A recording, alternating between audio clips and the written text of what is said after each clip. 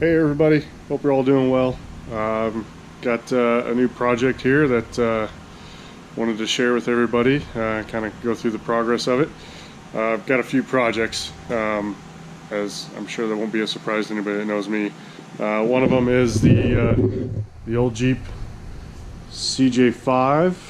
That's a continuing long-term project, but we'll get to that eventually. But right now, one I'm excited about is a 1988 Porsche 944. And there it is. So I picked this up here a little bit ago. I have already done some stuff to it, starting with polishing the vehicle. It looked like a chalkboard when I got it. It was just chalky white. So I spent a lot of time really kind of just polishing it out, getting it look pretty decent. Could still use a little bit more work, but it's 100 times better than it was. So definitely some blemishes on it. It's not a perfect vehicle, but this is going to be a predominantly a track car for me. So don't need it to be too pretty, because you know, don't want to have perfect paint when you are risking throwing it off into a gravel trap or something like that, which hopefully we won't be doing. But it's a pretty solid little car. Definitely hasn't been without some maintenance issues, but it does run strong. It did sit for a number of years. Looks like it is a Colorado car, and but definitely really excited about it. So I did do some videos that you know, cleaned up the interior. Kind of speaker grill I've got to get figured out still, but did some cleaning up in it, tidying some things up, and it's coming along pretty good. Unfortunately, some of the videos I took did not come out very well, but and some of the things I just was too excited to do, so I didn't record them. But anyways, going to try and do some more stuff to it here, and try to do some recordings. It is a sunroof car. Sunroofs on these are kind of cool. You can tilt it, or you can remove the entire panel, and there's a bag to put the panel in and set it in the back, so you can have it completely opened. So some of the stuff that I have already done, I did when I got it, the lower ball joints on the front were shot, so I replaced those. Also the wheel bearings, completely replaced all the wheel bearings on the front. Lower ball joints. Let's see, what else did I do? I've done obviously some cleaning on the inside. Oh, redid the entire shift linkage. When I got it, you could put it in gear, and it's basically like it was in neutral. Now there's neutral first, very little movement, and it's also a short shift now, because that's kind of what's available anymore. Also replaced the shift knob and boot. There's an inner boot in there as well. The center console deal here, if I can get it to open up, it was on its last leg. It's just plastic hinged right there, and so it was pretty cracked out, and unfortunately I finished it off while I was cleaning everything up. So I replaced that. If you can see, there's little holes in there. There's actually these cool little tape cassette holders that clip into there. I've still got them in the old one. I haven't transferred them over yet, but you know, cool little nostalgia thing there. So got that replaced. That's all going there. The passenger side window switch would roll the window down but would not roll it up, so I changed that out. Like I said, just did some cleaning on it.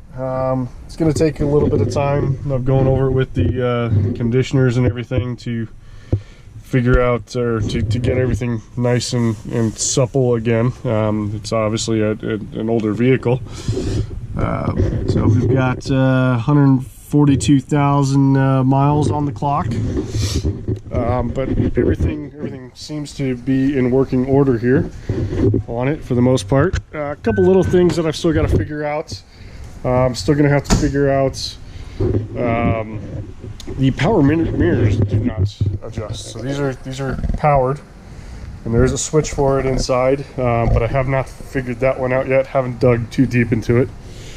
Under the hood, we've cleaned it up a bit. Of course, I did an oil change on it, replaced the air filter. I did install a throttle cam. The factory one has an arm that comes off, so when you actually hit the throttle, it's pulling from a different spot, and basically it takes a lot of pedal movement to get just a little bit of throttle opening. So change that cam out. That's a real quick and easy deal. You just got to be careful that you don't over torque it or torque it against the internals, or it will cause some high idle issues and things like that. Other than that, I drained the entire fuel tank. There's an in-tank fuel strainer that I've seen some videos online that have gotten pretty nasty. I think I do have a video of that, so that'll be in one of these. And mine actually was not too bad. I was actually pleasantly surprised when I opened it up, and you know, the fuel in it was definitely old, and you know, should have been removed. We did put some miles on it before we did that, but it seems to be running good. I also replaced the fuel filter and the little hose that goes in between the tank and the filter, just out of precaution. So I got all that done. The hood struts, the trunk struts, replaced all those because those were completely shot. I did find some original telephone dial wheels for it. Tires are a little bit old, but I'll get some of those replaced. I've actually got 2 sets of these wheels. Found another set online as well. So I'll use one for street and one for track. Let's see, what else did I do? Oh, when I got it, the parking brake did not work. So didn't really feel safe parking anywhere that wasn't flat. So when I got the car, the parking brake did not work. And on these, it's a disc brake system all the way around, but the parking brake uses a drum style setup on the inside of the hat of the rear rotors. So in checking that out, I found that the driver's side rear back here, for some reason, had been completely removed, and the parking cable was zip tied up underneath the car. So ordered all the parts for that. That was a bit of an ordeal. The biggest part is the expanding bow. Actually had to come from Germany, and was only one place I was actually able to find that said they could get it for me. So fortunately I got that. Redid both sides.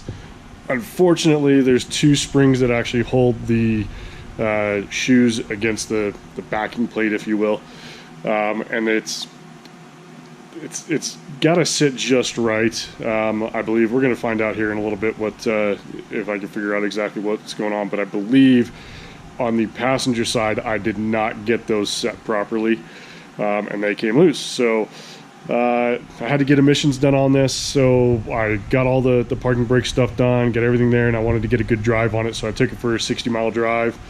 Everything was fine. Parked it at the house overnight, set the parking brake, got them the next morning, went to go do to the emissions testing center, and took off. Wanted to get on the highway and get everything nice and warm before I went to emissions, so I got 3 or 4 miles down the road and heard a loud pop.